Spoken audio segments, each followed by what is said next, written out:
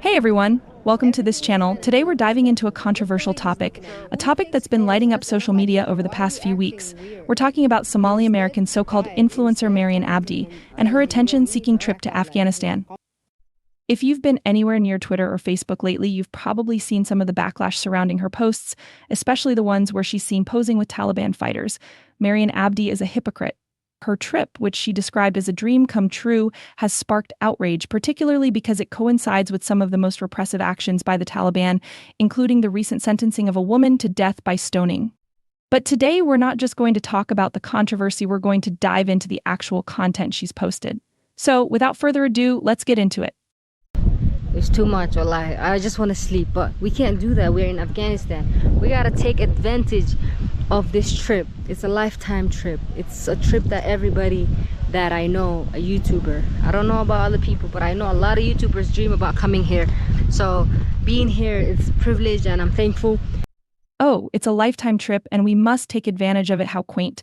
Meanwhile, Afghan women are having a different kind of lifetime experience, one filled with relentless oppression, denied education, and basic human rights under Taliban rule. But hey, who needs to worry about that when you can climb some stairs and feel privileged for the chance to vlog about it, right? And they were like, what do you think of the government? I said, I can't say much about the government because if your people are okay with this government, then who am I to say anything? Like, I'm a foreigner. Like, there's nothing I can say. And then they said, thank you. And I took a picture. So guys, I ended up asking for a photo and I did take a photo with them. This is the photo. It's astonishing how she describes her interaction with the Taliban as if she's completely detached from reality. When she says, if your people are okay with this government, then who am I to say anything? It highlights a disturbing lack of awareness. The Afghan people aren't okay with this government. They're being oppressed by it, often under threat of violence. They did not choose it. Her casual acceptance and even eagerness to take a photo with Taliban fighters is not only tone-deaf but dangerously close to promoting their ideology. Wallahi, I feel so brave. Oh, she feels brave. How inspiring. Meanwhile, the truly brave Afghan women are not strolling through a market for a vlog. They're enduring daily life under a regime that strips them of their rights and freedoms, all while risking severe punishment for simply existing. If she thinks it's brave to walk through a market as a tourist, she should try putting herself in the shoes of Afghan women who have no choice but to live under constant threat. Now that's bravery. Everything was fine until this guy shows up. Look the way he's looking at me. Who takes photos like that? Like, why are you acting weird? Instead, the guide, of talking to him and telling him, yo, you need to back up. Like, this is uncomfortable. What are you doing? He was just over there just standing and, like, probably said one word. And I was so uncomfortable and I was so upset. Oh, so now she's uncomfortable because there are so many men around? That's rich, considering she's voluntarily visiting a country where the overwhelming presence of men isn't just a temporary discomfort, it's a daily, oppressive reality for women who are forced to stay out of public spaces entirely.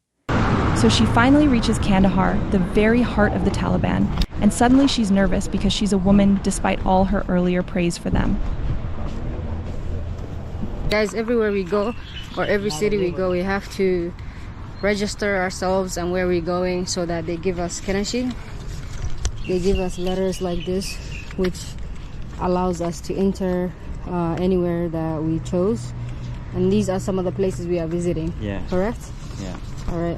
So all these papers, like I said last time in the last video, it's just necessary precautions. So after all that, she justifies getting permission by saying it's a precaution for her safety and that it's good they know where she is. The irony is off the charts here.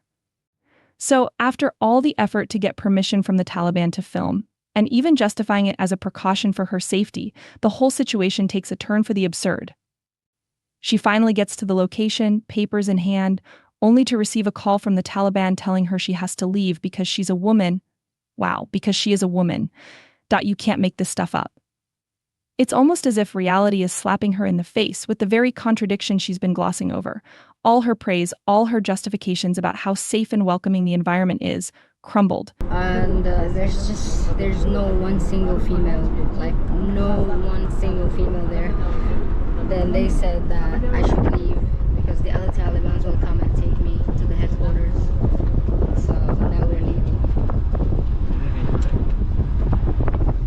Being women is not easy. I'm gonna make a few things clear. As you can see, I'm in my room. At the end of the day, I'm still a woman and I'm not enjoying a lot of things that are not allowed. I understand mixing is not Islamically correct and we're not supposed to mix, but at the same time, it's okay for a woman to go outside and sit outside and enjoy the breeze, and perhaps even pool and sauna, but they didn't allow that. The guy told me the pool and the sauna is all just for men. I was like, what about families? Like, no. So after everything getting permission from the Taliban, being told to leave because she's a woman and justifying it all, she returns to her hotel only to find out that the pool and sauna are reserved exclusively for men. And now she's upset? It's almost comical how she's surprised by this, as if it's the first time she's encountering the reality of gender segregation in Afghanistan.